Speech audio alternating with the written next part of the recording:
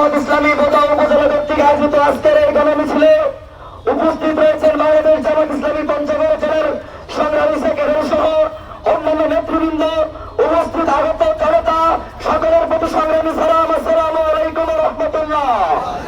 সংগ্রামী উপস্থিতি, আপনারা জানেন আজকে 5 আগস্ট, যদি গত বছর এই 5 আগস্ট যদি না আসতো আমরা যে কোথায় থাকতাম সেটা আমরা কল্পনাও করতে পারছি না। আমাদেরকে এই 5 আগস্ট গত বছর দিয়েছেন, এটার সুক্রিয়ার বাবদ আগামী সময় যখন সুযোগ আসবে ইসলামের জন্য আমাদেরকে সব সময় কাজ করতে হবে। আমি সেই সাথে একটি উদ্যত আহ্বান জানিয়ে রাখি, যেহেতু এই ছাত্র জনতার বিপ্লব, বৈষম্য বিরোধী ছাত্র আন্দোলনের মাধ্যমে এই বিপ্লব হয়েছে, আগামী দিনে ছাত্রদের অধিকার আদায়ের জন্য এই অন্তর্বর্তী সরকারকে একটি সবচাইতে গুরুত্বপূর্ণ রোডম্যাপ আদায় করতে হবে।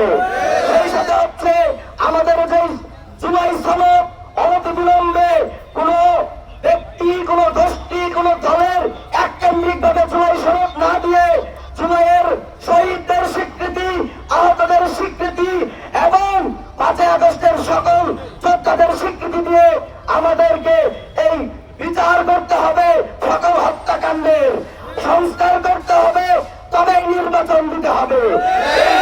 জনতা আমাদের জীবন দিয়ে প্রমাণ করেছে, যদি আবারও প্রয়োজন হয় বাংলাদেশের জন্য ছাত্র জনতা, ইসলাম প্রিয় তৌহিদি জনতা আবারও রাজপথে রক্ত দেবে, কিন্তু বাংলাদেশের এই দ্বিতীয় স্বাধীনতা বিলীন হতে দেবে না ইনশাআল্লাহ।